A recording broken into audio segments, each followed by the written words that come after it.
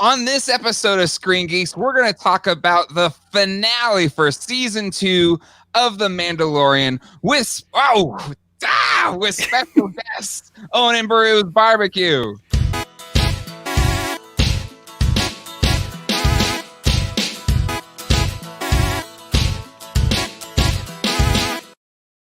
Hello, everybody, and welcome to Screen Geeks, a special live edition, or a Friday edition. We usually do this on Thursdays. And literally, I had to beg Ralph to talk about the episode first on Screen Geeks before his fantastic podcast, which I'm surprised you don't have your full website here, Ralph, plugging it. Because what happened was, is that since our last episode, my YouTube hit 100. You did. Congratulations. And I can't change my name. I don't know what's going on. I'll figure it out. YouTube's very much a pain in the neck about that, I will say. So excited to be talking about the finale of The Mandalorian. So that being said, we are talking about spoilers material. This is your spoiler alert right now. Make sure if you're taking part in this that you have seen the last episode of this season of The Mandalorian. All right, that's it. There's your spoiler alert. All right, now this is the first time that we've had one of the members of this podcast on the show before. Matt jumped on to basically defend Ahsoka's honor when we talked about the finale of right. But Owen and Beru's barbecue is one of my favorite podcasts and names of all time. They do a Star Wars podcast. They'll cover TV, movies, anything that's going on Star Wars wise. So definitely check them out on iTunes. Owen and Beru's barbecue. It's a great name. I like the logo. The logo's great. That logo's awesome. It's a really good logo. The same person that did that logo has done the logos for Geek Dad Life. Jacob Hart does fantastic stuff. All right, so without any further ado, we're going to bring on the hosts of Owen and Beru's barbecue, Matt and Nick. Let's give them a warm Geek Dad Life and Screen Geeks welcome. Here we go. Hello. Thanks for having us. Hey guys. Nick, you're still muted. Why'd you say something? Thanks, Ralph. Appreciate it. Sure. So Thanks for having us. It's nice to be on your show. We do listen to it, and unlike Ralph, we do like and accept the cartoons as part of the canon. We don't just kind of like shove that aside. I grew up watching the original trilogy. I was born in 1977. I'm older than you. I know, but from 83 to let's just say 97, I knew everything inside and out on 3 movies. And then like all of this new canon and EU stuff, I can't keep track of it. I'm too old. It's hard. I've watched Clone Wars and Rebels and retain like little to no information. And I think some of the information I do learn from there or remember is pushing old stuff out. And I don't like it. But I have this, so I'm happy. You do. So happy. So can we just, first let's go to the chat a little bit. Jay Griffiths cannot join us tonight because his girlfriend went into great detail about the things we wouldn't do if I watched the finale without her. I can't watch this. Wow.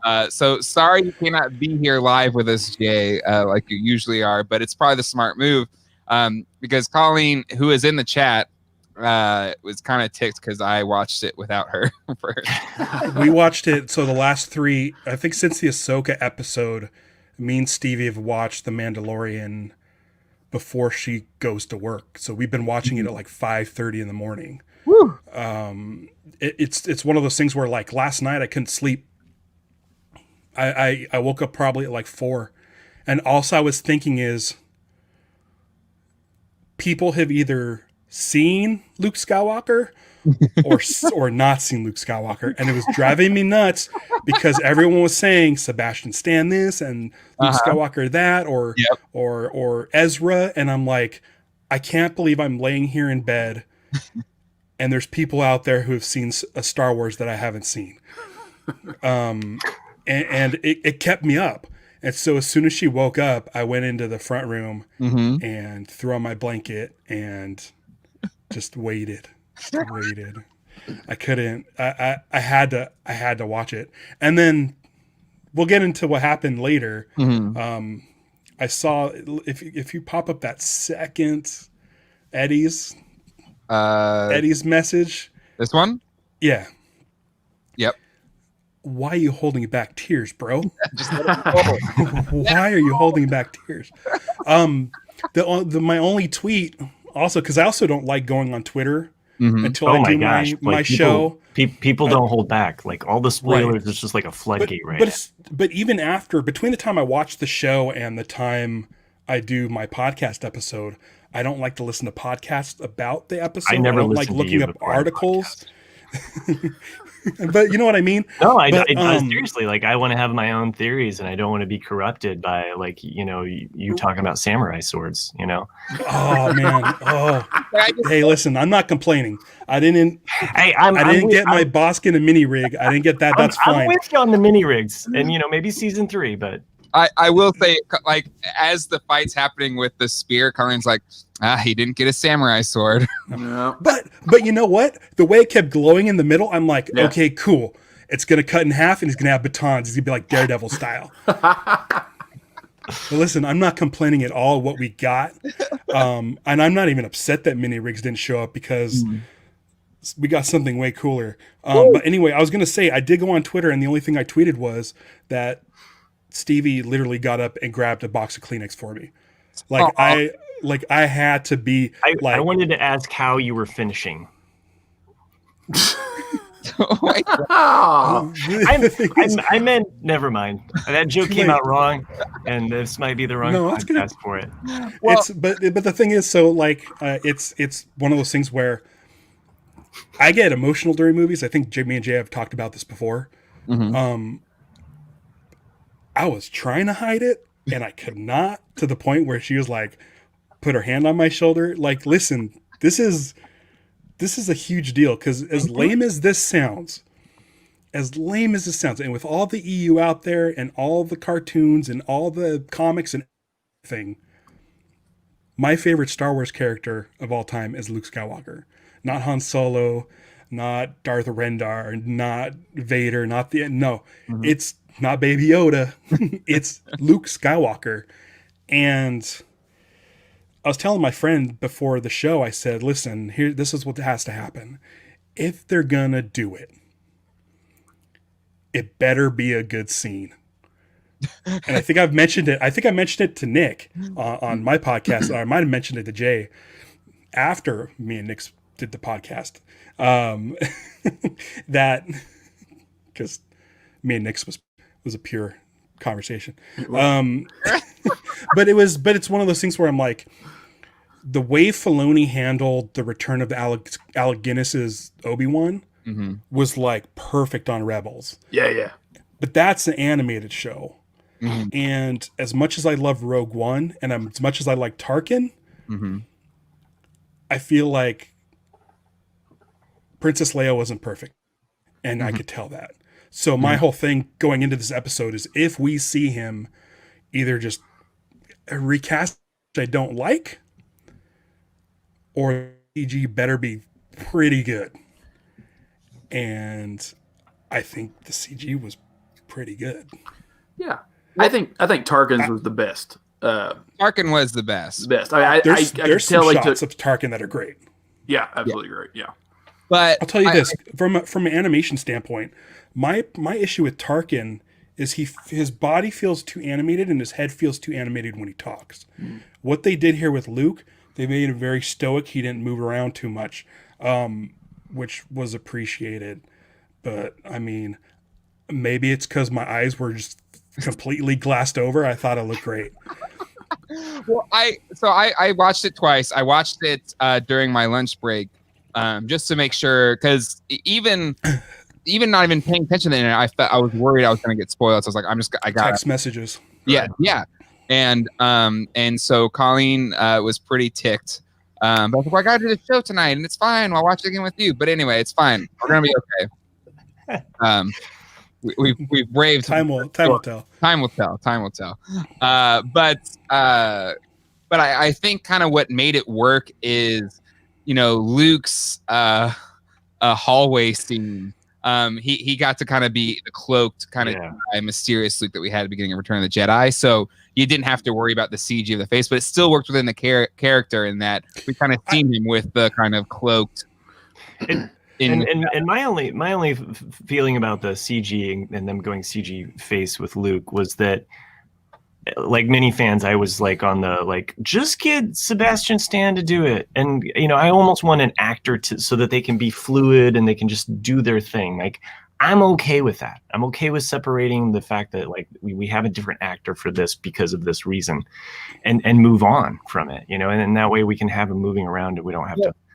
So. But I'm two ways of it. I get if Luke was going to be a main character in the show, then you probably want to recast him. But if this is just kind of like our main, then I think this is nicer just because it allows Mark Hamill to still be the Luke from this point till the end, and so if it's going to be that way, I think this was perfect in that. Don't get me wrong, having that Luke moment for so many fans, I think That's why this episode is a 9.9 on IMDb still. It's just having everything, like Dark Troopers with Luke. It's not just Luke. And then just full on, I think Jim Watari said it here, peak Luke. Yeah.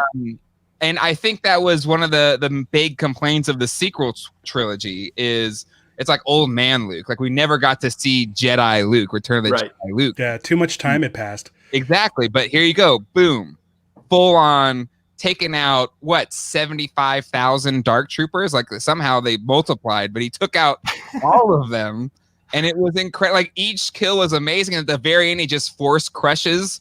The Dark Trooper was insane. Speaking of which, did they have a line of dialogue saying that they couldn't shut them down? No, not that I heard. I don't think so. Yeah. I remember talking about they shut down the weapon systems. Yeah, they shut down the weapon systems. But I don't think they talked about they should have been able to shut down the... They have no control over them once they were activated, I guess. So... Sure.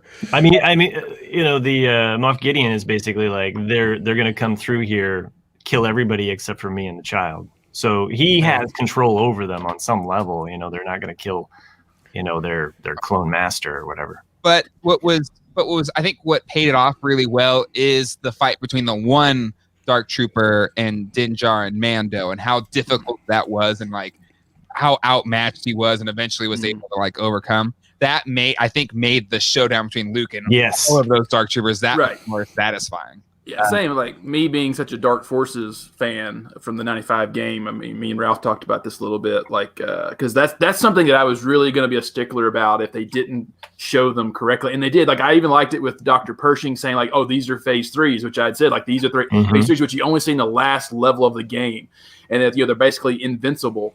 And then, sure enough, they show how many blasters did he take? How many he took fire? He took everything. He took the staff through the neck, to actually kill it. It's yes, that's what should happen, And I was waiting for that. I was waiting for that episode 3 moment where he takes the head off, but the droid still keeps coming after him. That would have been cool too. Yeah. Even the fire, even the flame coming through him was really cool. Just having that shot, right? So all the shots were so cool with the Dark Troopers, and is it Peyton Reed? Peyton Reed. There was just so many just amazing shots of just glamour shots of the Dark Troopers. It was just in focus, their eyes coming through the steam, whatever. There's just so many this was the Dark Troopers moment on this. I mean, if not for Luke, this would have been Dark Troopers moment in the sun. I wonder if they had physical puppets from maybe the chest up, because some of the close-up shots just looked real. They did look. If it Yeah. was pure CG, it's incredible. But I wouldn't be surprised if there was. Yeah. So let me ask you this, because I, all night or all week, I've been expecting Luke to show up. Kind of wanted it to happen. When the scene. I was thinking Mace Windu. I'm gonna put it out there. Okay. Okay, and I thought I was spoiled on this. I wanted to mention this. I thought like the day before, like yesterday, I'd seen an article that said, something like the headline read like Disney accidentally leaks or spoils like some Star Wars fans because of, and I was just like stopped at that moment because I was so mad because the article showed an image of Mace Windu, and I was like, son of a, this is like the casket thing all over again. I'm getting spoiled on something, right? And so I just like tried to push it to the back of my mind, like, no, whatever. And so then when the Jedi shows up and it's an X-Wing, I'm like, well, that's not Mace Windu. Once I saw the camera, I was like, here's Luke's X-Wing. That's Luke's X-Wing. Here's the thing, though. Like, my brain could not allow me to accept that it was Luke. Yeah. I saw the single X-Wing, and they're like one X-Wing. Yeah. So greatly acted with that line. Yeah, so one X-Wing acting. I know. So I'm like, okay, they're setting us up for disappointment. It's not Luke. It's probably Trapper Wolf or one of his guys, right? I'm like, and then you see the cloak and you see the green lightsaber, and I'm like, okay, it's not going to be Luke. It can't be Luke. Really? Just give me. I was like, we're in.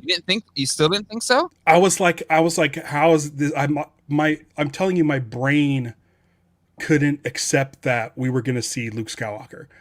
And I'm like, I needed proof. I'm like a doubting Thomas. I'm like, I need to see that hilt.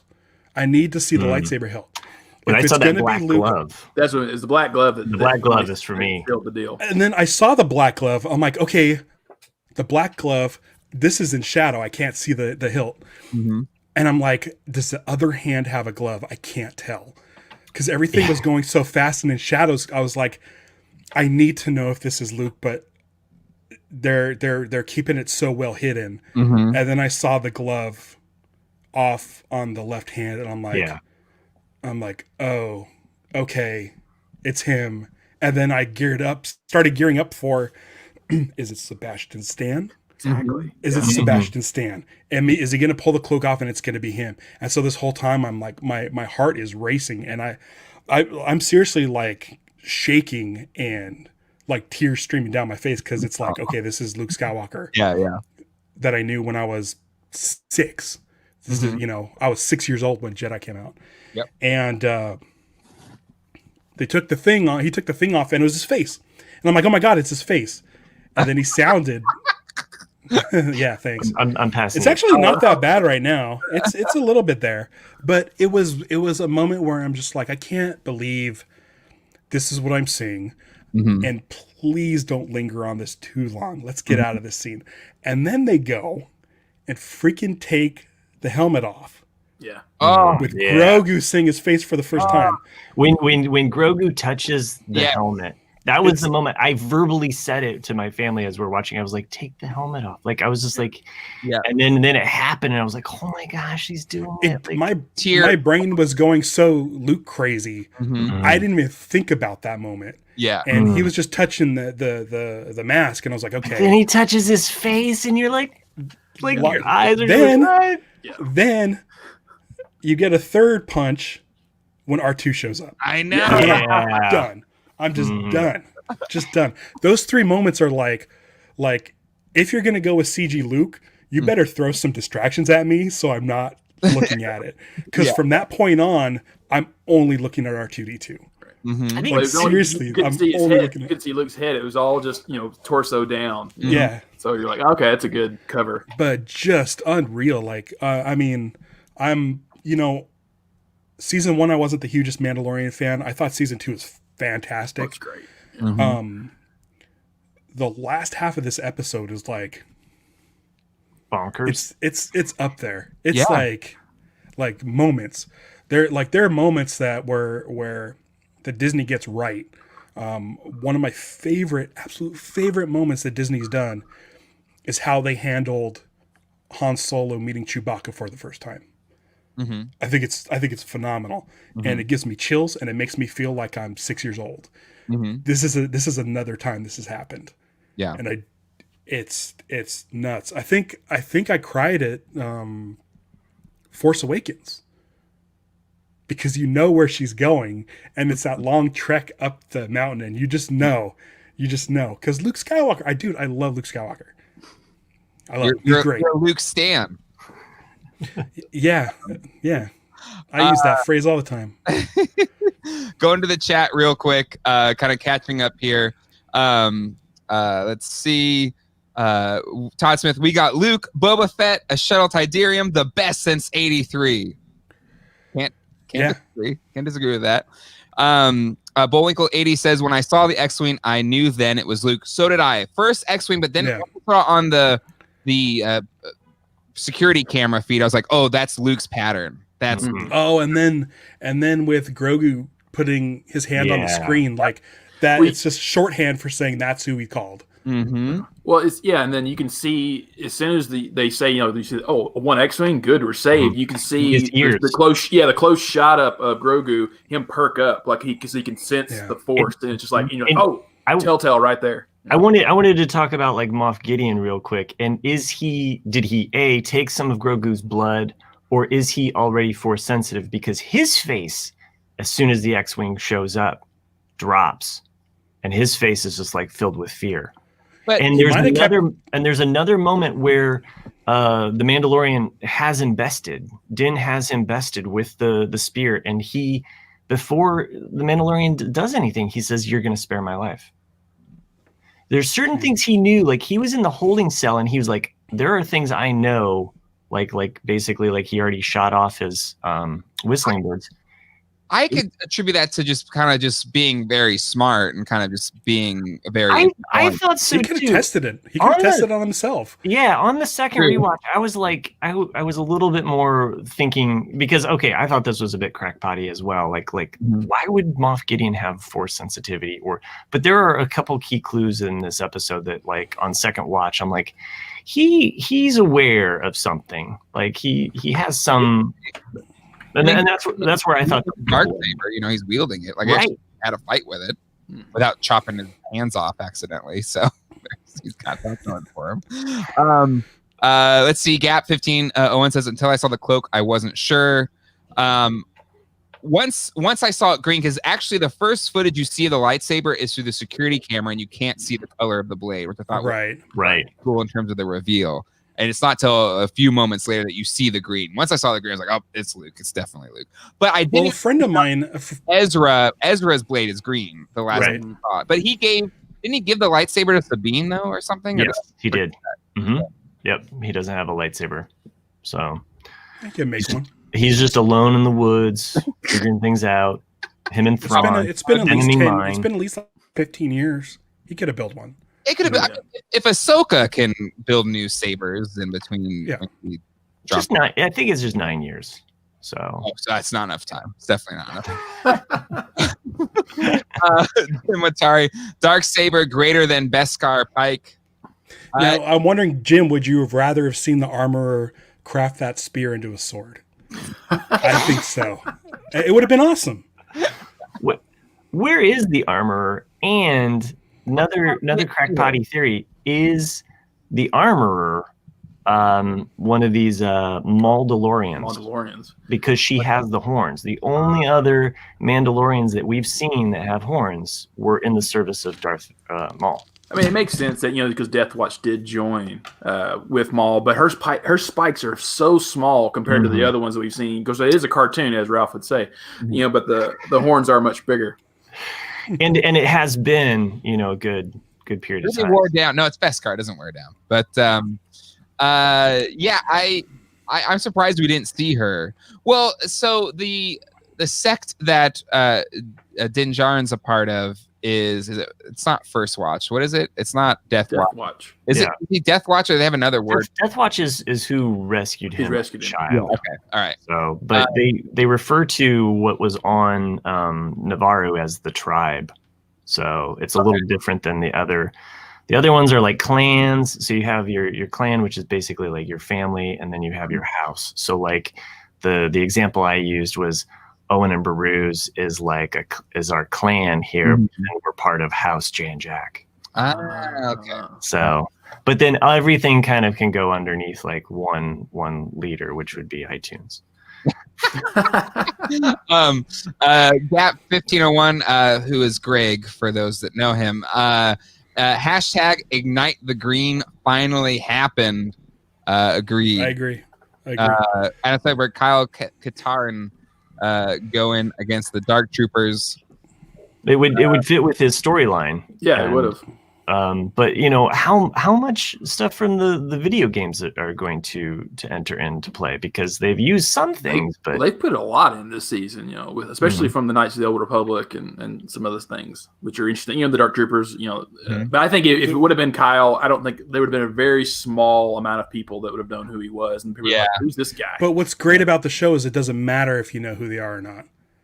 Yeah, that's true. They're not really alluding to stuff. And what's great about Star Wars is, like, back when Obi-Wan mentioned the Clone Wars in Star Wars 77, no one knew what that was, and that was fine.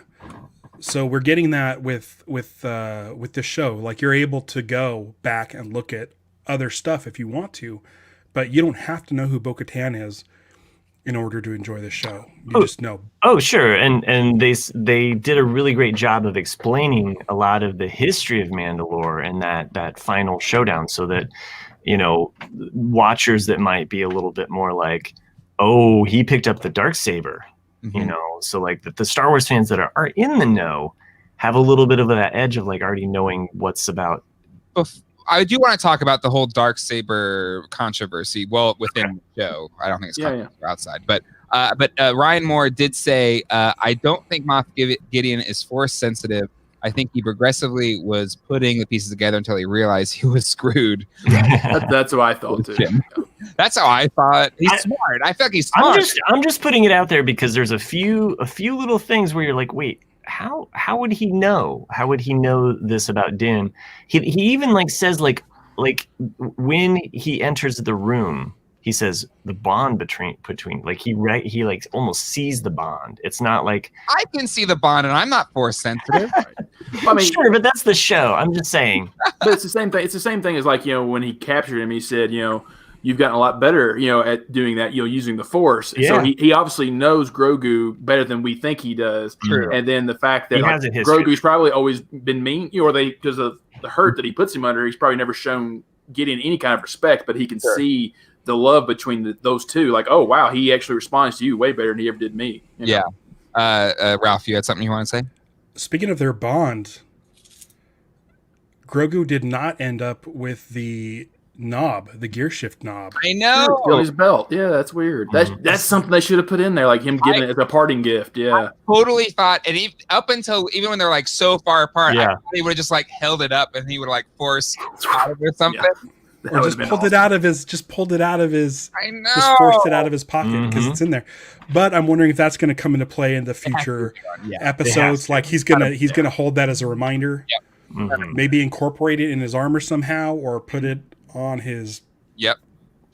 Something. Going forward, do you see them being linked at all? I mean, obviously, like the Mandalorian doesn't also have Force powers, but could we see something where a vision appears to him, or that perhaps, and this is just, you know, ideas spitballing, we see somewhere in the season where, you know, the Mandalorian is hurt or injured and Grogu's training, and then all of a sudden he's feeling it or he's reacting to something that the Mandalorian's going through. Just putting it out there as like a what if kind of crazy vibe. Like, how are they going to connect these two moving forward in the future?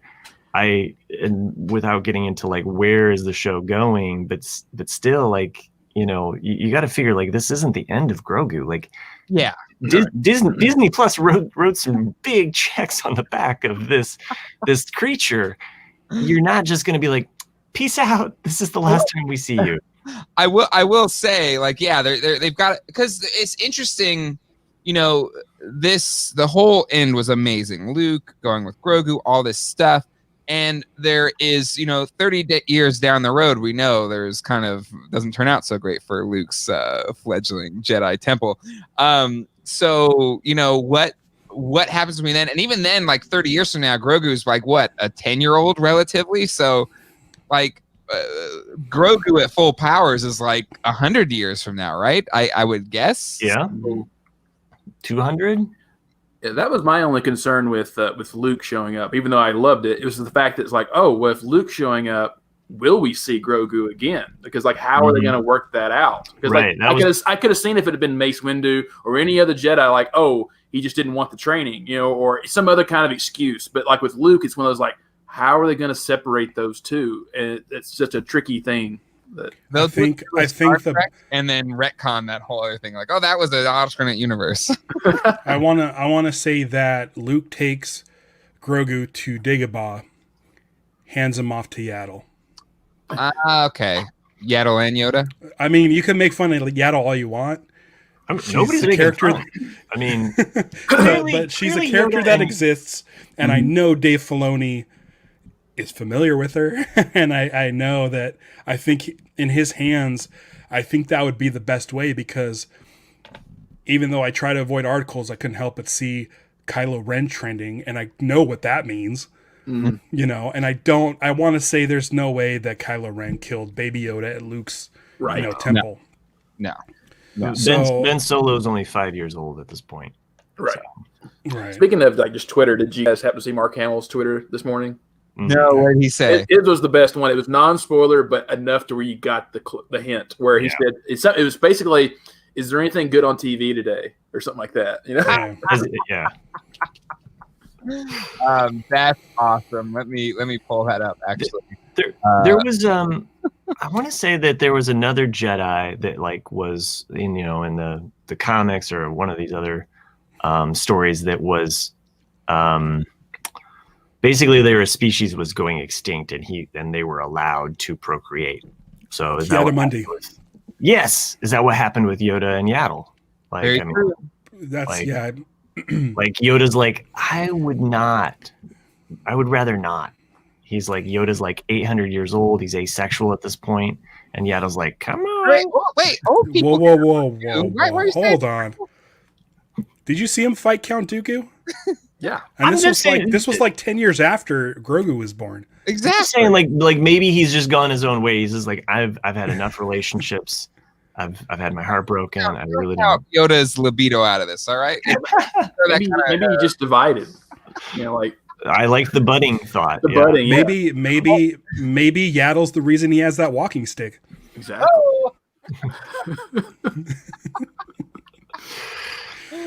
Gross. Great tweet by Mark Hamill. Seen anything good on TV lately? And right under there, we do have to call out the original person to play Boba Fett, Jeremy Bulloch, passing away yesterday. Really, really sad news. I met him at some point in time. Really nice guy. Really nice guy. Nick just mentioned it on my podcast that he was hoping for a cameo on The Mandalorian. I really was. With Jeremy Bulloch possibly unmasked as, a bounty hunter or as a Mandalorian. It's a real bummer. I never got a chance to meet him. In fact, last August would have been my first chance to meet him. Yeah, but celebration, celebration got canceled. I met him in 2007 in Knoxville, and that's, as far as I know, the last time he fully adorned his Boba Fett costume, because it was a Star Wars wedding theme at that convention, and he objected to the marriage dressed as Boba Fett, and then walked up to the groom, and then took his helmet off, and it was just a classic moment. And I think most of the pictures that you see of him in the armor now as an older man is from that convention. That's awesome. But at that time, he was still perfectly mentally there, extremely friendly guy, talk to you about anything you want, just great guy. Yeah.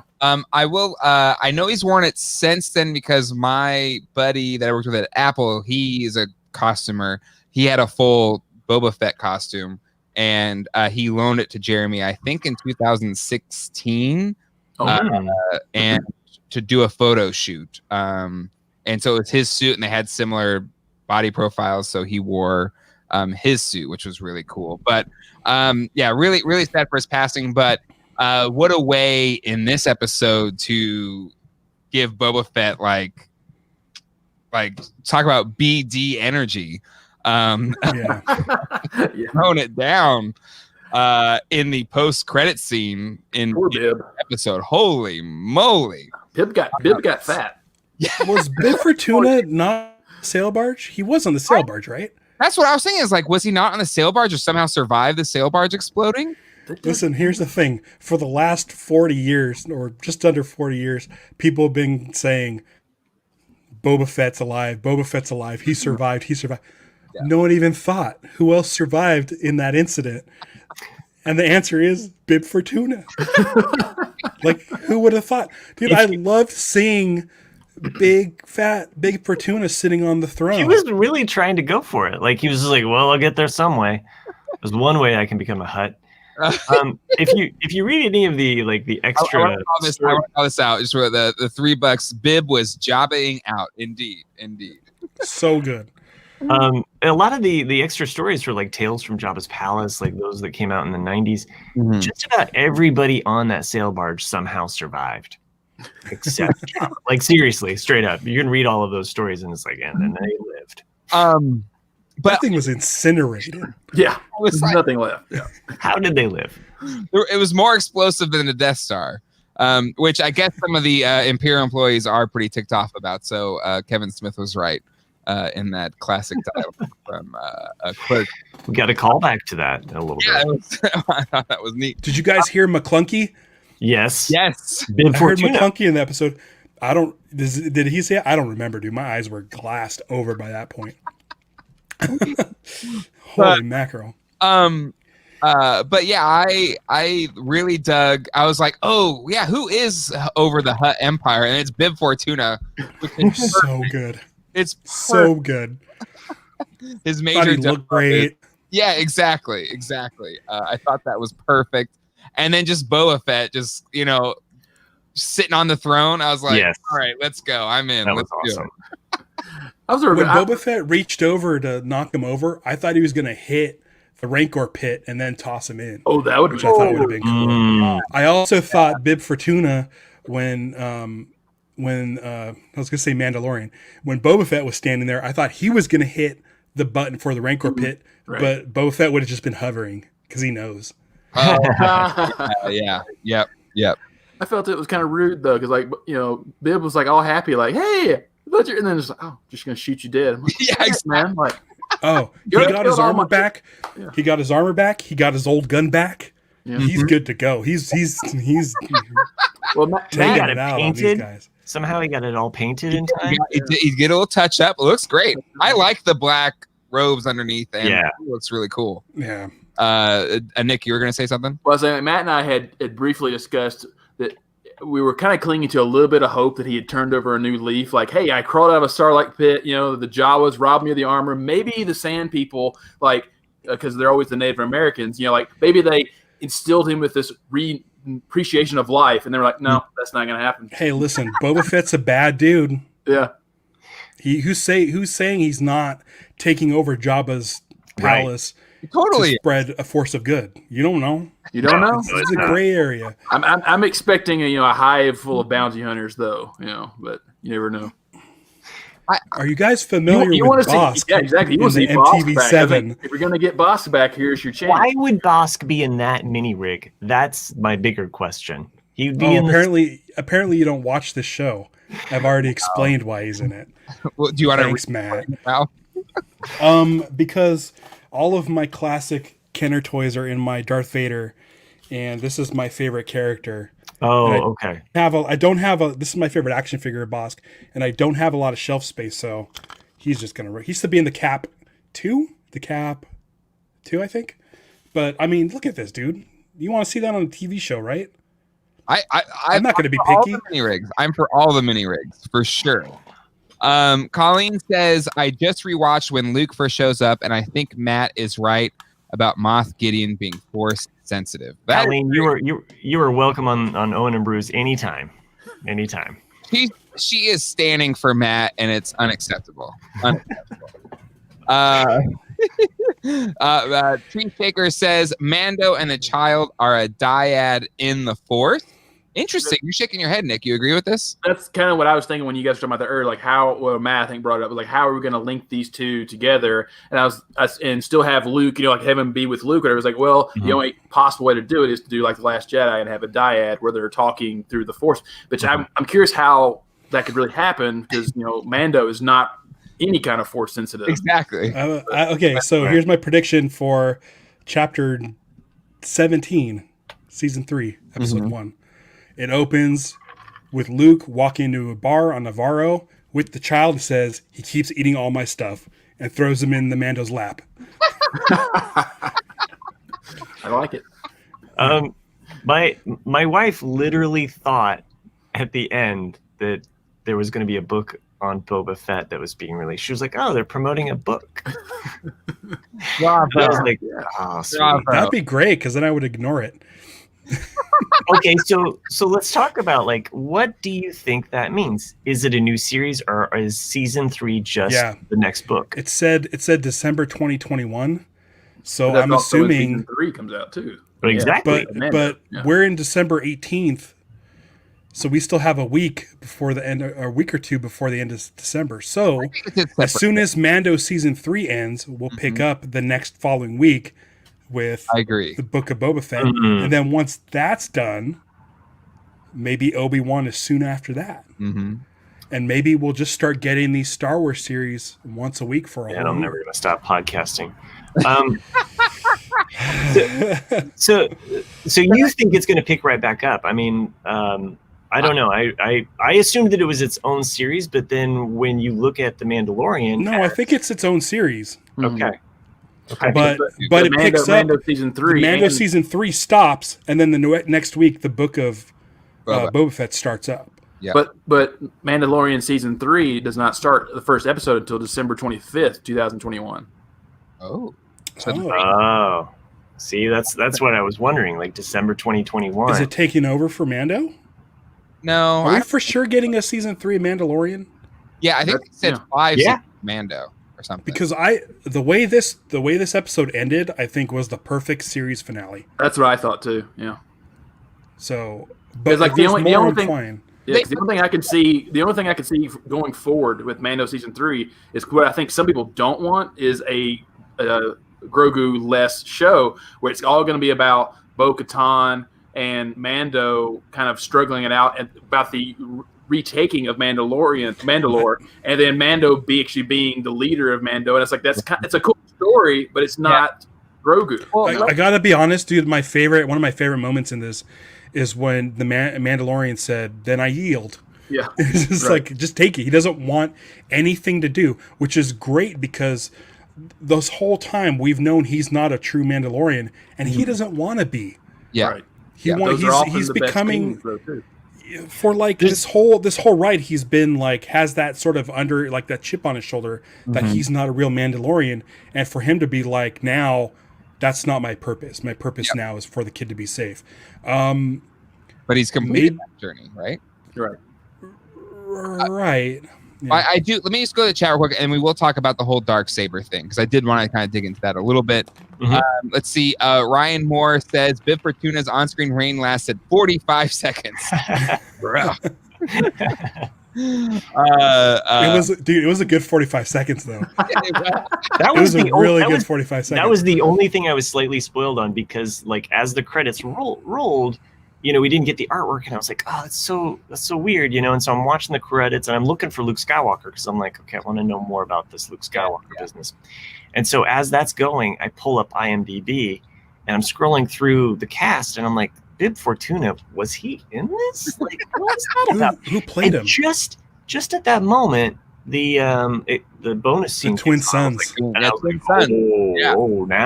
twin sons. I knew there was a bonus credit scene, and again, it was when I decided I can't even look at the internet because I think it was on Instagram or something, and it was a picture of Grogu sitting in the Razor Crest. I was like, oh, there's gonna be some cute scene with Mando and Grogu and the Razor Crest. Okay, whatever.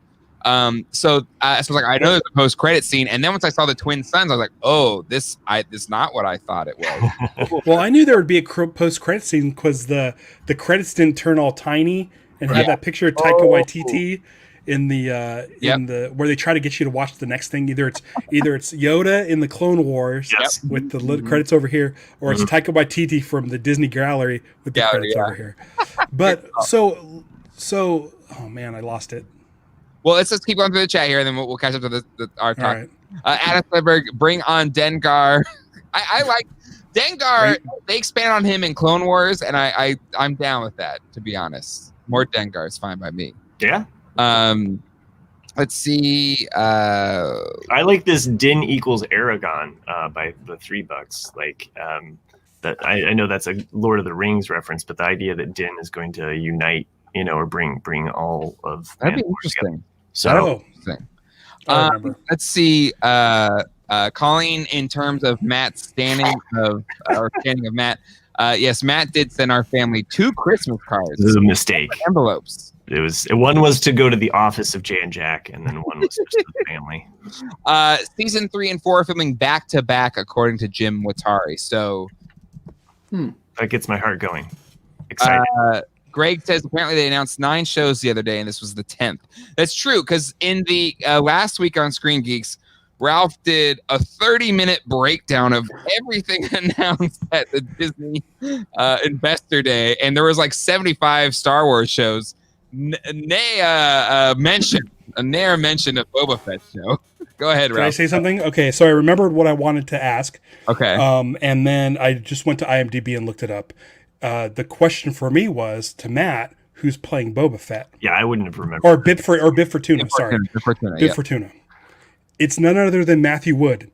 Now this is huge. Matthew Wood has pretty much taken over for Ben Burt doing the sound design. Okay. For Lucasfilm. Mm-hmm. Matthew Wood is also the voice of General Grievous. Yep. But more importantly, when they were shooting episode 1, The Phantom Menace, and needed to stick Bib Fortuna in the background of the shot of Jabba, they found that Matthew Wood was the right size for the costume and cast him in the role. Nice. So he's reprising his role as Bib Fortuna. Cool. That's great. That is so awesome.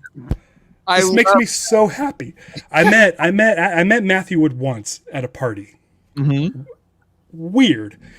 Matthew Wood follows VHS Dude for some reason. Weird.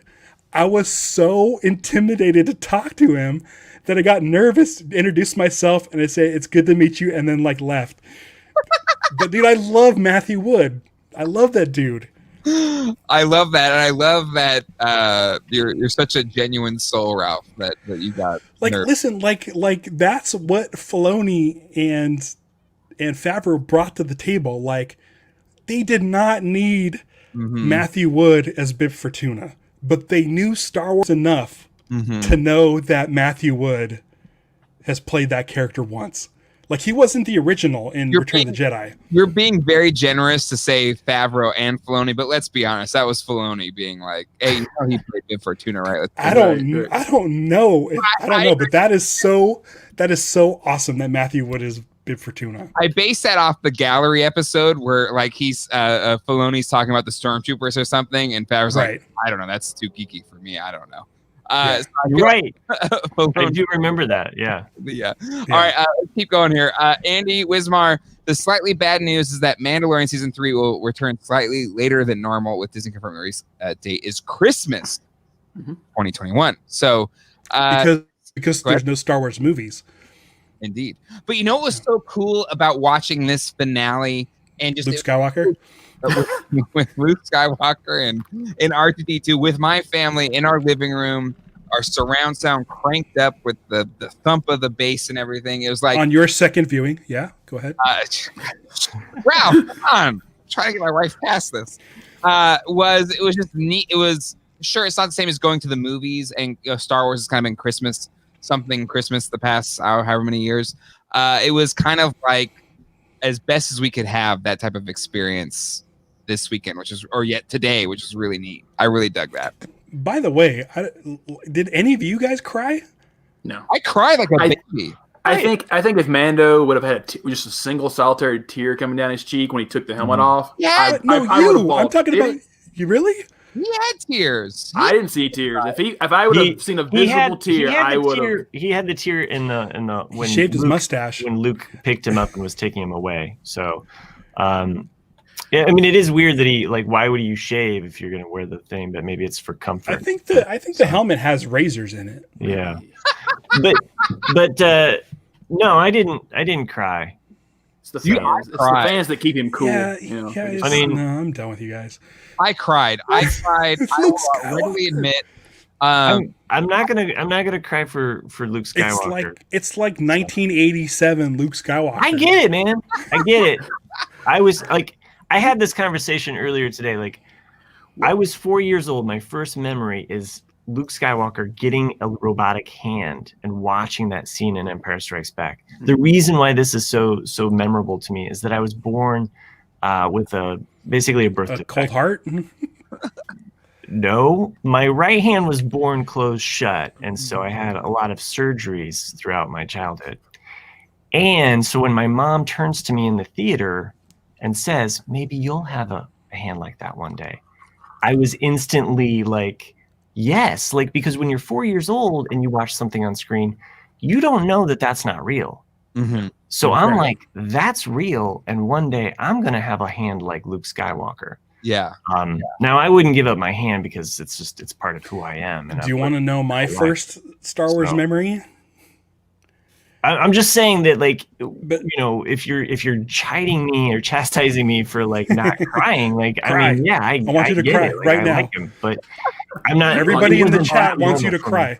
I was more excited that he was slicing down robots. I was just like, and there is that moment where you're kind of looking at a UFO where you're just like, am I seeing this? Is that Luke? Is this happening? So I maintain that if I were to ever meet Mark Hamill in person. You ever met Mark yet? Yeah, I would cry. How have you not met Mark yet? Yeah.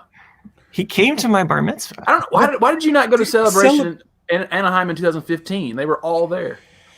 That's probably why I didn't cry. It's because he was at my bar. It was the second dark time, and I didn't really. I don't know. I don't know why the tickets were expensive. And then because back then that was like Disney's first Celebration, I believe. Yeah. And I don't think it was as big a deal. But I mean, well, I remember Nick, you shared pictures because you went to that one. I was like, it's empty. This looks like so much fun. It was. I had no problem other than the Mark Hamill line, which was you were at least waiting an hour or more. Other than that, everything was a breeze. You can meet everybody you want. I did not cry because he was so busy. I felt sorry for him. Because it's one of those where standing up, sign, stand up, sign. And just hey, how are you? I felt. I just looked at him going, "Hi, Mr. Hamill," and I remember him just looking at me going "Oh, hi," because it was just because I think you get so used to just like cattle coming through, just arm around picture, yes, and then actually for someone actually to speak to him, it kind of threw him off for a second, but. I was gonna say to Matt though. I remember my first time seeing Empire Strikes Back. I had been 3 or 4, maybe 4 on a year. They would do annual re-release. The thing I remember the most that came out of that movie is that the Tauntaun was very much real, and those guts were very much real creature guts, and it scared the crap out of me. I was so scared. I was scared by that. And I was scared by the incident in the cave. When those two things scarred me. But I love it. There was childhood discussions. I remember my cousin saying that whole thing with Luke Skywalker and being in Darth Vader's that whole thing's baloney, man. Baloney. Baloney. Yeah, I remember him saying baloney. I was like, "Whoa, that's hilarious." Back up, but this is what language.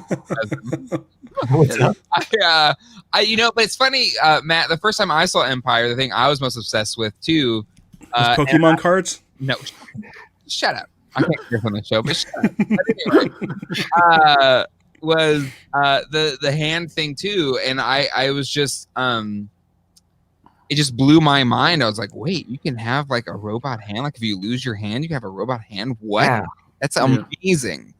And I was kind of a worry. I was incredibly afraid of everything that could possibly happen to me, and getting my arm cut off or dying or whatever, which is something that as a 5-year-old scared the crap out of me all the time. Like my own demise always scared me. I was like, well, if I had a robot hand, even if I lost a hand, I still have a hand to be fine. And I just, it's just funny. But didn't you get excited that you would come back as a ghost and meet a Ghostbuster?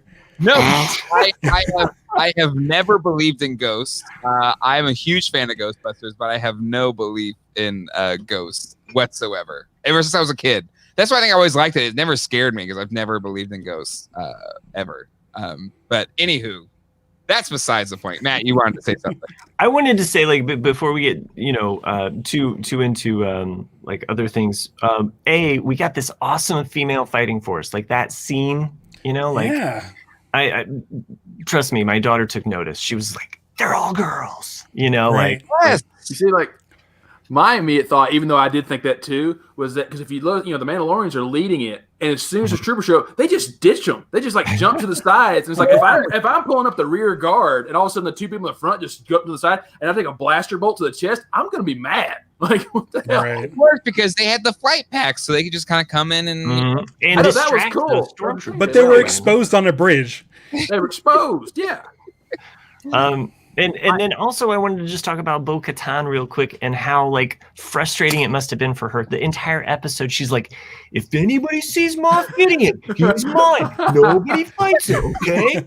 And then like this Rue, who doesn't even know Mandalore, like he's basically man-splaining Mandalore to her.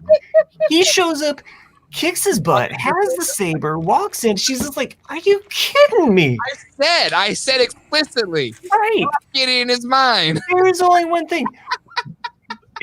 To me, I love that. Like looking back and rewatching it, but also the Mandalorian Din, basically by his own words says like, if you want to take back Mandalore, I'm in it. Just get me the kid. Like, I just want the kids taken. Yeah. So by his very code, he is obligated now. That is his next mission. Quest, yeah. Yeah, Right. that is his quest now. So I did want to talk about the whole Darksaber thing, and I believe it was talked about in our chat, so I do want to pull it up. Yeah, it was. In Clone Wars, no, I'm sorry, Rebels, Sabine wins it in combat, gets the Darksaber from Kryze, right? It's when Sabine. she's she wins it. She does win it in a fight. In combat. Yeah. And but she doesn't want to be the leader of Mandalore. And Tree Shaker brings up, and I immediately thought this. And again, if it's for this plot, whatever. I'm not going to make that much think about it. I think you go ahead, Jay. But Tree Shaker said here, didn't Sabine give the saber to Bo? She did. And Yeah. Straight up give her. why is she acting so weird about accepting? I think this sets up the potential to have a Purge movie or something like that, or because I think that's what's going to happen. Probably Bo-Katan did not know that you had to do that, because if you look at who's the leader before that, it's her sister, who was more like a heretical thing. Yeah. And then it could have been during the Purge. It could have just been right after she took command. Like you have all these Mandalorians still going like, "Why are you our leader?" Like they're actually schooling her on the rules and all these things like that. So it makes the Purge easier when Moff Gideon shows up to say, "You're not the leader. The Empire's the leader." And so many different things. You also have the fact that like basically point. Sabine also helped liberate Mandalore. Mm-hmm. Like that was one of the things that she does in that episode, and she doesn't give the saber over until Mandalore is liberated. Mm-hmm. It almost kind of plays out that way, where it's like, let's get the Empire off of here. I freed them. I don't want to do this. Here you go. And she basically passes the baton. I really like that take, Nick, in that maybe the reason Mandalore fell is because of the crisis of her taking the and she wasn't a true leader. Right. That's a really good point. That's a really good way to portray that. And that gives the whole context to why now there is going to be this whatever between Mando and Bo-Katan. But, maybe they can do like a Rocky 3 kind of thing where they have, they fight it out and she wins it from him. But it's a fight. She doesn't have to kill him. Maybe. I don't know. Right. But because I don't see Mando as being, and calling back, I think it was $3 that said it, the Din is Aragorn. I don't see him as the reluctant king. I just don't see that for him personally. But what does the rest of this panel think? I fell asleep. Fair enough. I thought it was. I think it's interesting. I think that I mean, I'm not huge into the Darksaber, but I understand its importance. Mm-hmm. I know that Luke was already taking out the Dark Troopers. I know the Dark Troopers were pounding down the door, but I really wanted the Mandalorian to just toss the saber to Gideon to make her just like knock his head off and just take it from him. I mean, listen, that would make sense for any other show, but when you have Luke Skywalker outside your door, now's not the time to discuss it. So it's like kind of like, okay, just let it happen.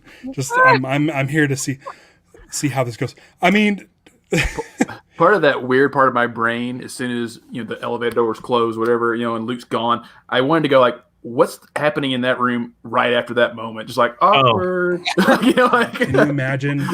Can you imagine a conversation between Grogu and R2D2? Yeah. I just like I want Luke to set Grogu on top of R2D2 and sit him on there.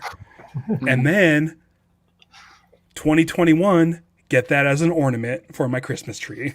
Brilliant. I love that.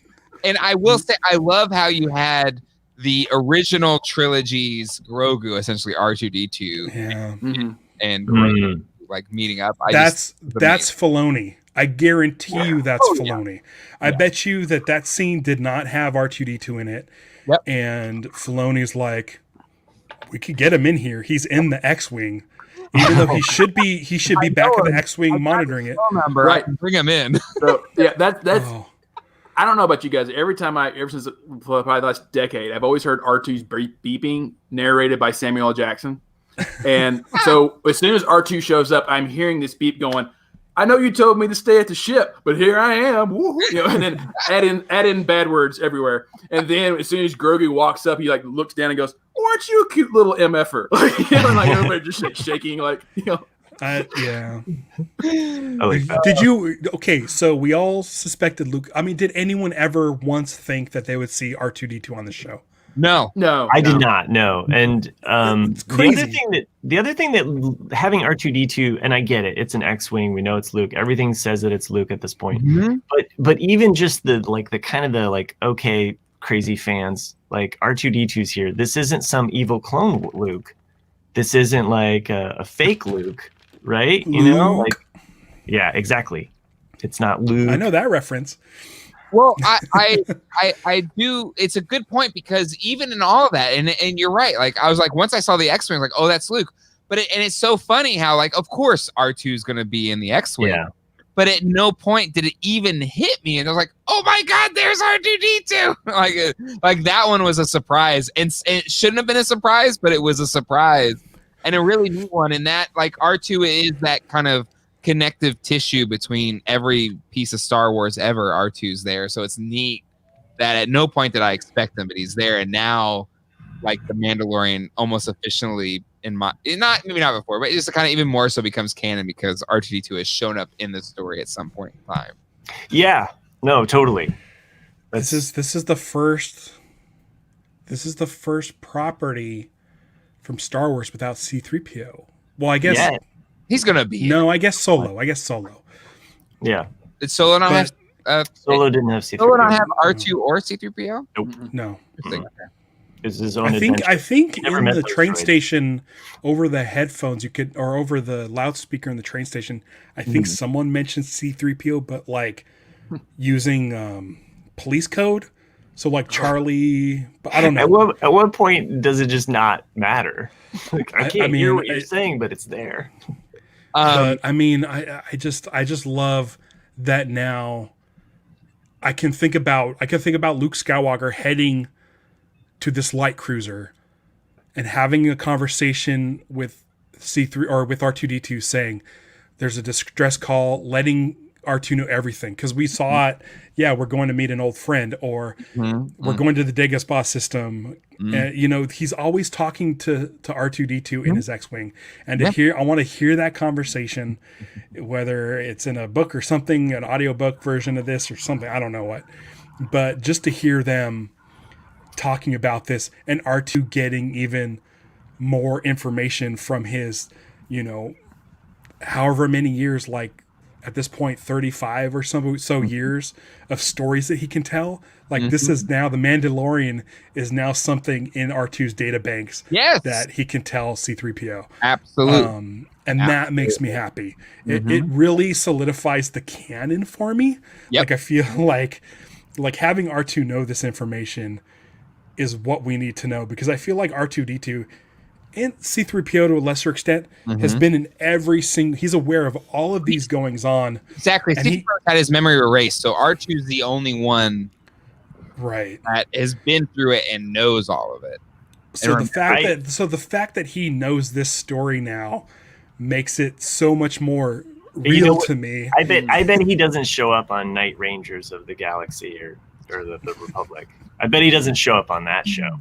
Sure. I'm saying within the canonical Skywalker saga, if you're going to be like he was in Clone Wars, so we get to see it through his eyes. The whole point of the original Star Wars 77 was that Lucas said that R2 and 3PO are the audience's perspective. Right. It's what Kurosawa did in Hidden Fortress. There's two buffoon characters that you kind of follow throughout the whole movie. So they're kind of your anchor for Star Wars. And that's kind of how they're supposed to be. And when I don't see him in Solo, it's like, oh, it doesn't feel like real Star Wars because they weren't there to see it. I somehow feel like R2D2 transmitted his stories to Earth somehow, and we get to see them all. I like that. But so for him to be in this story for me is such a huge deal. I feel like it made me be like, okay, I can accept this as real. No matter how much I hated a couple episodes in the first season, it doesn't matter. This is all part of Star Wars, and I love it. I think the thing for me, what seeing R2D2, Luke, and Grogu at the end and the door closing, is it really did feel like kind of the final part of this like story. Like Ralph said, it could have been the series finale. And you had even messaged, Nick, like, is that the end? It did. As soon as I saw it the first time, I was like, this feels like the end. Yeah. And something else we haven't mentioned is that the homages. There's two, in my opinion, in this film. Like this end scene, though, to me felt like E.T., the end of E.T. Yes. Of like kid there. Oh God, yes. Thank you. Thank you. Yeah. And just them standing there with the light. I fully expected Mando to be like, I'll be right here. Like, and I was like, oh my God. Even the theme, I mean, it wasn't, but it was so close. I was like, this is like E.T. And maybe that's why I like jumped to this idea of like seeing this ET moment with them in season 3, where all of a sudden like one of them's being affected and the other one's being affected by something happening across the distance, whether it's a dyad in the Force or if it's just the fact that they're so connected. Their story was birthed together in the pilot, so that's why I feel like we can't, and why would Disney be like, okay, kids, you're not going to get Baby Yoda, but you're going to get this old grizzled bounty hunter dude living in this building, killing people, throwing him into like chains. And so it's going to be great. We're going to call it the Book of Boba Fett. You're going to love it. He's going to have a little baby, though. It's a baby hut. I hope it's a pop-up book. We're trying to sell this baby. Is his name Stinky? Yeah. Oh, my God. It worked great for the Clone Wars movie. Oh, perfect. Yeah. No, I agree. Like I'm glad you caught, because I thought that in my head and I forgot to like even like write it down anywhere. But yeah, the ET, like even as it was Ludwig Göransson's score for Mandalorian, I think has been great. It's a fresh take, but it feels Star Wars. I know Ralph has talked about. He finally used some Williams in this one. But he used the traditional Force theme when Luke arrived, and that's part of that hitting that nostalgia button. Like if you hold back those themes this whole time and then hit us with one, it's subconscious. It's going to hit you like a ton of bricks. The end music was like that too. The end music had that swell where it was just like, and here we go. Right, and that's where it was like, again, what I love about it so far is very organic, and recorders and very woodwindy, and it fits perfect for The Mandalorian. But yeah, the end of this was like sweeping John Williams all the way, and I was just like, to the ET, like the end of ET is probably best, is like peak John Williams in my opinion, like that. And I was just like, it's like, holy crap, that's a great call out. Great call out. I do want to just catch up on the chat a little bit. Colleen says, yes, I met Mark Hamill at a YouTube event in San Diego Comic-Con. It was Mark Hamill and Stan Lee interviewing each other, and hung around and said hi to Mark Hamill afterwards. He signed my lanyard, so I have his signature. $3. I was scarred by seeing Tina Turneris. I don't know. Acid Queen. What? Oh, Tina Turner as the Tina Turner as the Acid Queen, and Tommy from '76. Okay, all right. He does it. He leaves spaces in. It's like jazz. You just have to. James Rice, who I think is a friend of Ralph's, worked Disney at night, and you'll believe in ghosts. There's a story there. I think I've talked about ghosts on my podcast. We've talked about him on our other podcast, Ramblecast After Dark. We definitely talked about it on there. I think, a lot of people are asking James to tell. Ryan Moore says they were all women. It wasn't an insincere moment, e.g. Endgame. I love the Endgame thing, but it was a little bit more over the head. But it was very subtle. Just like these were 4 people, and they happened to be women. But I think that's even more powerful because it's not. And it happened naturally. I mean, they had already built that relationship between Kara's. It wasn't a statement. It's just we noticed it. Yeah. Exactly. Yeah. No, and it was awesome. I mean, definitely, my daughter noticed it. And she and for those little girls out there, that's important. And having Ahsoka, having that moment for her. My daughter has been wearing. She has this Ahsoka it's not an outfit, but it's actually a shirt that I bought for her through her universe. But it makes her look like Ahsoka. She's been carrying around Grogu all day. Like, it is like, seriously, like, it is so cute. Like, seeing her just like she was like, I'm taking Grogu to bed tonight. I was like, okay, like, because it's mine. There's a good scarf on her universe too. It's Ahsoka's headpiece, and you can wrap it around and and you just leave it hanging. It looks exactly like her. Look for that. Yeah. I wanted to mention, Scott D. You had said Bib Fortuna says McClunky. Yes, I heard him say McClunky. Yeah, I heard it. And Ralph would know. He's a McClunky expert. This is the 3rd time we've heard it in Star Wars. James Rice says, I worked there 12 years. About half of those with Ralph, we would see shadows in areas that there was no light or anyone else around to cast a shadow. Spooky. $3 says, is Sabine dead? No, Sabine's not dead. I hope. I would assume she's going to be in this Ahsoka series whenever that comes out. Yeah, I would think so too. Yeah. Let's see. We might even see her in Mandalorian a couple times. Yeah, I would hope so. James offers Colleen to tell the stories. That's great. That's all you need to do is give Colleen more of this crap, so I have to hear about it. It's amazing to me. Okay, Jay, this is like the most fascinating thing to me. It's knowing you over the years. You love Ghostbusters. You're like the most diehard Ghostbusters fan I know. Your dad, is he's seen Ghost. Colleen's into the paranormal. Everybody around you is basically Jack didn't see Ghost. He did. It was light bouncing off his head and hitting the wall. I believe Jack. The dome. I probably have Stockholm syndrome from Jack, but I believe him. No, he shows me these videos from all the security cameras. It's like a bug flying in front of the lens. Sorry, it's not a thing, but it's fine. It's okay. Like, we can. I don't judge anybody if they don't believe. I just don't. No. It's fascinating to me. I love Ghostbusters so much, but I don't believe in ghosts. It's exactly fine. It's okay. I've seen too many effects documentaries on Ghostbusters. We don't know. They're not real. We don't know the status, but we assume she's alive. Why wouldn't she be alive?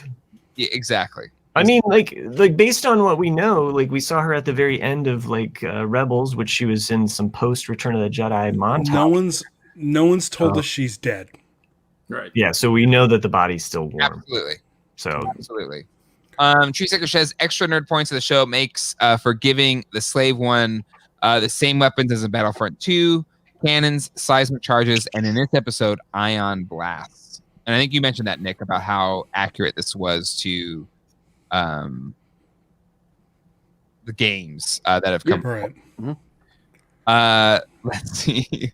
Oh, Crazy Hank TV is in the house, so great. He heard it. He's heard it. He heard your joke, but I've told for sure. For sure. Let's see. He just showed up. We're good. Ryan Moore says, I made up a Disney ghost story that has persisted for decades. My manager made me tell people I made up. It didn't help. So there you go. Ryan Moore, also a Disneyland employee, says it's made up. Oh, huh. Okay. I've seen a shadow.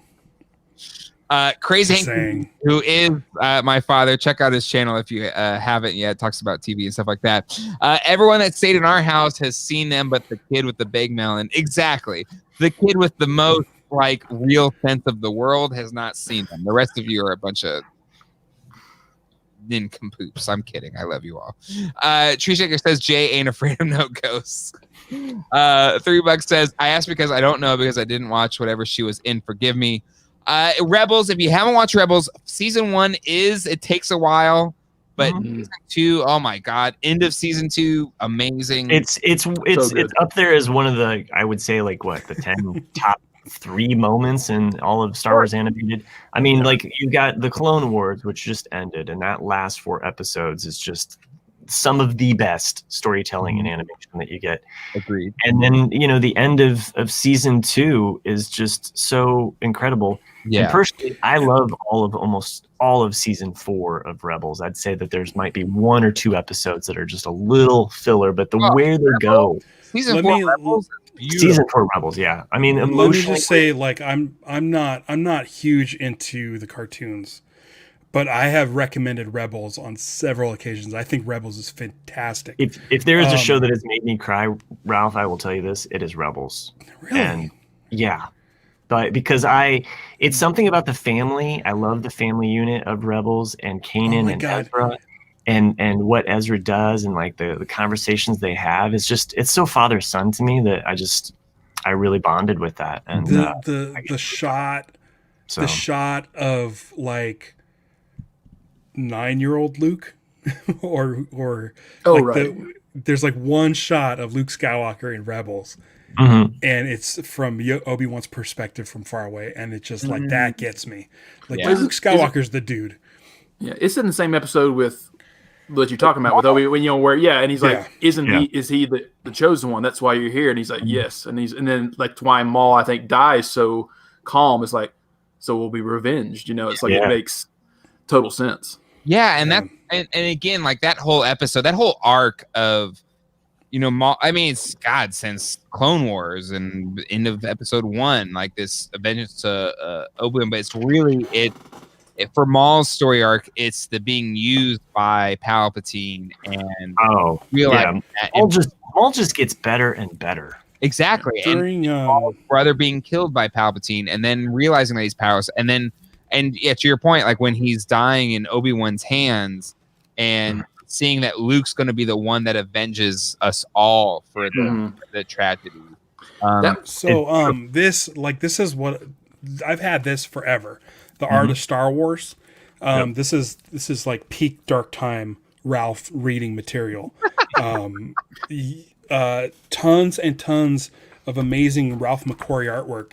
And what's great is with Rebels, they take a lot of the unused stuff in this book and in the subsequent books, the unused Ralph McQuarrie stuff, and incorporate it into Rebels. And that's what hooked me onto Rebels. I'm like, okay, they're acknowledging stuff that I knew from when I was a kid without it being so important and precious. It just happens to be there. And it honored the dark time for me. It's like seeing the troop transport in Rebels and also Mandalorian, where it's like, that's a thing from my childhood. Mhm. That, you know, was part of my headcanon when I was like 5 or 6. And now it's like a real thing.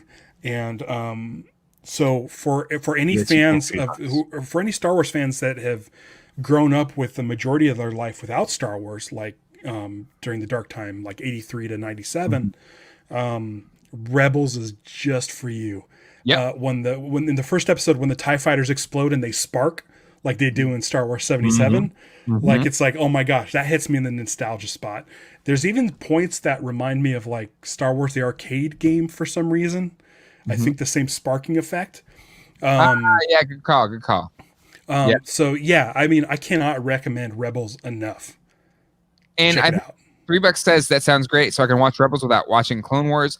That's how I actually watched it. I'd seen some Clone Wars episodes, but I hadn't watched it all the way through.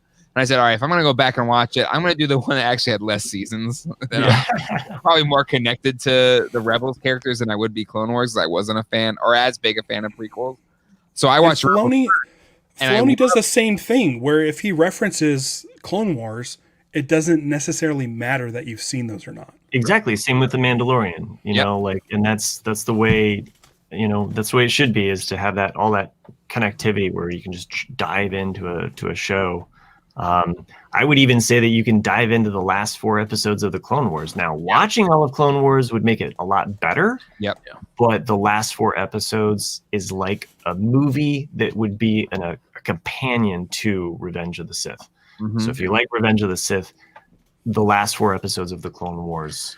The Clone Wars is a lot to handle, especially like there's some episodes, especially in season 4, and some of those that are just, they're straight filler, or they're not really important to the overall arc of anything. Like the ones with Maul, the ones with Ahsoka, of course, are really important. And those, you know, if you can make a list of just certain episodes from each season, like you probably get through it pretty quickly. But yeah, those lists are available online too. Like they'll let you know. Like for me, like if you don't want to go through all 7 seasons of the Clone Wars, which are something like 25 episodes per season, with the exception, I think, the 7th season and the 6th season. But if you want to like know more about the Clone Wars, but you don't have the time to spend binging all of them, just look up lists. There's plenty of lists out there that let you know like what's important, what you want to know if you're interested in specific characters. You don't have to watch and consume all of Star Wars, but if you do want to do a deeper dive but don't have the time, look up. There's lists. Just go look them up. And that's what's neat about Clone Wars, is it does kind of like, especially later on, group like a story arc over 2 or 3 episodes. And so you can kind of just jump into those story arcs if you want to really also dig into it. The entire season or the entire series isn't set up chronologically, so it doesn't really matter which order you watch them in, which is nice as well. Yeah, the ones that to me are important chronologically, especially in the beginning, are the ones that are very clone centric, because you see them. It's like in season 3 where you'll see one when they're in Camino being trained. Yes. But if you watch that one first and then go in the orders chronologically, they make so much more sense, because you see like all these like going back to 99, which was the clone that went wrong. Like you see like the history of that. Like, so some of those are really neat to watch in chronological order. Yeah. No, I agree. There is something to the what's their crew? Is it Domino or I don't know what their that group of. Yeah, I think that's right, Domino. Yeah, that storyline's awesome, and it was at that point, and I do kind of see watching that outside or watching before, because that's the point that I really connected to all of the clones, like that story, and then 99, and then it was beautiful, it was incredible, but yeah, I do think that's something that really neat that Clone Wars did. I don't think Rebels is much more just like a chronological kind of story, but to me it was season 2 with Vader as the big bad, bringing back Ahsoka and having their final meetup, and then 3 and 4 you have Thrawn as an awesome badass. Made that show for me. All right, let's get to kind of wrapping up our thoughts here. Let's see. Bullwinkle A says no one has mentioned what a badass Jedi Luke was compared to 83 Luke. He reminded me of Rogue One Vader. You might be at the very top of the hour, Bullwinkle, but yeah, we did kind of talk about that. But people have already been comparing all day today the Rogue One Vader scene and this Luke scene.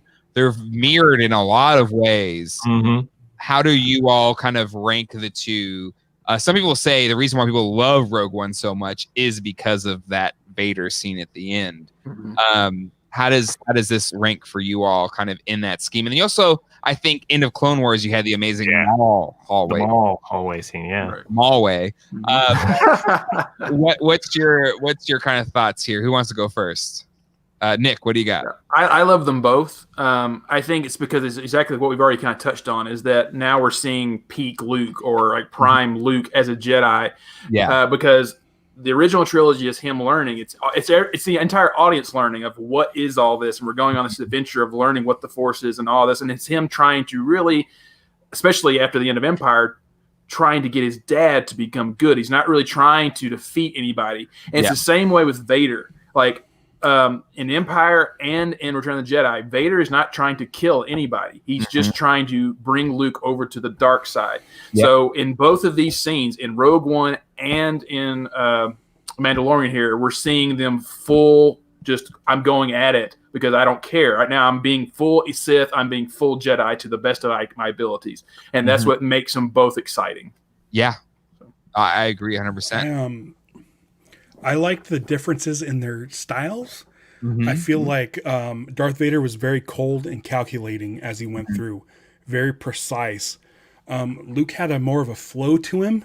It was more like a spinning dance, almost very Yoda-like, in the way he would do a lot of turns and stuff. Yeah, a lot of also very precise, but very fluid movements. Like he felt like he was more one with the Force. Whereas Darth Vader was just like, this target, this guy up in the ceiling, get him. It was very cold and calculating. Whereas Luke had a real nice flow to his movements. Very, very, very like predetermined. Like that, I'm sure that choreography was very, very.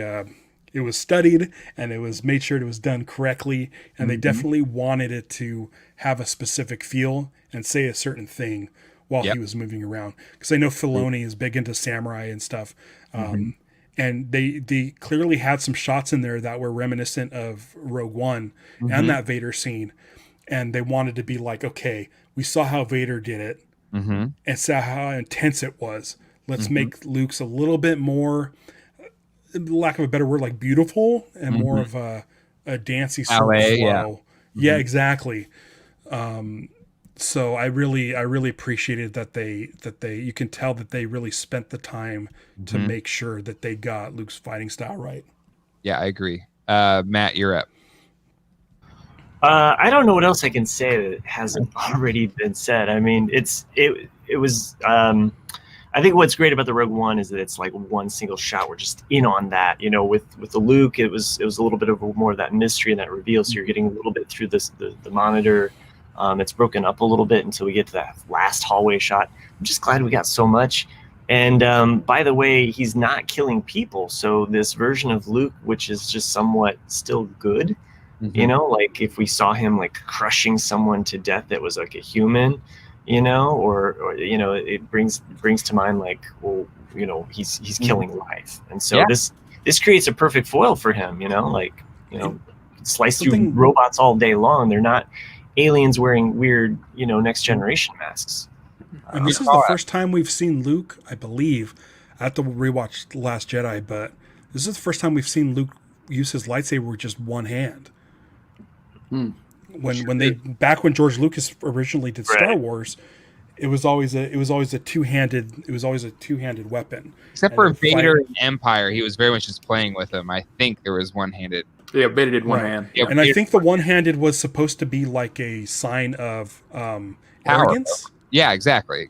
Yeah. So it was interesting to see Luke use one hand. So that's another reason why I wasn't sure it was exactly Luke or not. But I mean, they've done away with they've done away with the two-handed for quite a while. I mean, like everything that happened in the prequels. I mean, George Lucas was basically like, well, I guess people wear underwear in space now. There's a little callback there. Man. Go ahead. I liked it though. I think the Luke scene was awesome. You know, because Luke Skywalker. I need to watch it again. I only watched it the one time. Oh wow! I'm just gonna pop in. I'm just gonna pop on the second half, and just watch that from the time the X-wing arrives until the end. Let's just one last scene to talk about, and we'll close it out here. The opening scene, the person taunting. I'm blanking on Cara Dune, and then her just blasting him in the face. Cool opening. I thought it set the tone for the episode. Yeah, it did. I thought the guy was an idiot. I mean, who does that? I mean, really. I did love though after the blast. The real world effects. No, I like the lighting, the blue on Mando's helmet. It was just such a cool shot. I felt. And then what else about that scene? They're twins. I just liked Pershing's reaction because Pershing's reaction, it's like the blaster right by his ear, like would have blown out like that. That was my one little nitpick about this episode was like, what happened to Pershing? Is that he's in the ship, and then once they land, it's like, where did he go? Like he's in he's in Republic prison. No, not yet. But like, so maybe Wave 1. Did they just leave him in the Imperial shuttle, just chilling in there? Yeah, but good call out. But Cara Dune was the one that wanted Moff Gideon alive, so I assume that we'll see more of him as well. So because they want knowledge, which makes sense. Yeah, 100%. So, anyway, that's all I had. Why are you focusing the screen on me? We're carrying. I was gonna make it exciting. People watching at home. All right. $3 says tied up. Yeah, probably. Yeah. All right. Well, I think that's a good place to close it here for this special edition of Screen Geeks with Ralph and I crossover with fantastic Star Wars podcasters, Dr. Beru and Aunt Owen, Nick and Matt from Owen and Beru's Barbecue. Now, this is not the end of their discussions. I believe there's more to come. I think, Nick, you're going back to Tennessee, so you won't have real internet. But Matt, I believe you will have sometimes. I would like to have a discussion with Chris. I know he would like to definitely kind of finish up with his thoughts on the season. So, he's our guest star. He's our special. It's like it's Nick and I with special guest. Yeah. You know. So where can people find Owen and Beru's Barbecue, Mr. Matt, Dr. Beru? Well, I guess on iTunes, you can also go to the Jay and Jack Network and click on the link there, become a patron. That would help us out a little bit. You can also get some merch. So we have this new merch site. Some really cool merch. I'm jealous. It looks great. I believe it's on jayandjack.com, right? There's a link there somewhere. Yes, there is. Yeah, thanks for mentioning that. At the beginning of each show, I mention a food. And our artist extraordinaire, Jacob Parr, put together a nice little menu of all of the little call outs that we've had at the beginning of the shows there. So all of the crazy foods. It's a really cool hoodie. I believe Colleen's buying one. Ralph, this is not the end of this discussion for you. You, for your Patreon exclusive podcast, cover every single episode. And you have a really special guest for your finale. I don't know if you've announced that actually yet, but I have. Okay. So tomorrow I'm recording with Michael Allred, who is a comic book legend, creator of one of my favorite characters, Madman. Mm-hmm. You see that? And he is a gigantic Mandalorian fan. It's his favorite TV show of all time. He's gone and created his own full Mandalorian armor. Not only did he get a Grogu, he has fitted it and jerry-rigged it with posable parts now. So he can fully pose his Grogu while he wears his full screen accurate Mandalorian outfit. He's a huge fan. He requested, when I asked him, I'm like, do you want to be on the show? He requested to be on the finale so that we can talk about the whole entire season. Mm-hmm. So you can check out patreon.com/casinoskunk, or it'll be available for free on YouTube the following week. And if you'd like to hear Nick and Matt on that show, Matt was on last season and Nick was on a couple weeks ago. That's right. It was a good show. So they're all there. Go to youtube.com/casinoskunk and you'll see their name in there too. Yeah, because I remember Nick was on Ralph's show, and Ralph, I think, texted me right after you guys recorded that. Nick wasn't, he was all right. He wasn't annoying. That's not what those weren't the words. I said, I don't think Nick said a single negative thing. It's true. It was a really good episode. Like you were on for the Robert Rodriguez episode. Because I was pleasantly surprised by that episode. Yeah. Yeah. And if you keep the topics positive, I'll stay positive. If you let me go down that road to the dark side, I will totally go down that road. I think the only negative bit you had was we didn't get enough Dark Trooper action. That's what it was. Because I was really wanting Which to say we all got. So. We all got on this episode, so we're good. You got it right. Yeah. All right. Well, I think that is a good place to close it out. Thank you to our special guests, Mac and Nick. Go ahead, Ralph. Jay's been on the show too. If you want to listen to me and him talk about it. Nobody cares, but I have been at one point in time. Even though I wasn't invited this season, it's fine. I'm not jealous. Certainly. All new guests. I know. Every new chapter has a brand new guest. It's fine. I'm not upset about it. Kind of upset about it, but for Ralph and I and Screen Geeks, this is it for the rest of the year. Ralph and I will be back next year, January 4th or something, or 5th or 6th or something like that. Because I think both Christmas and New Year's fall either before or after Thursday. So, well, of course they do. Yeah, exactly. So everything falls before or after Christmas. You're right, except for Christmas and New Year's. But we will be back again. Don't fret for any of the Screen Geeks fans out there. But again, there's plenty of stuff out there. If you haven't seen it yet, check out my most recent video. I went and reviewed a 1985 Toys R Us toy catalog. Definitely check it out. And I believe $3 said it here. I need a tour of Jay's collection. I am making it a tradition. So I did one last year, end of year. I think it was December 31st. There will be another one, a 2020 update, December 31st, right here on youtube.com/geekdadlive. So definitely check that out.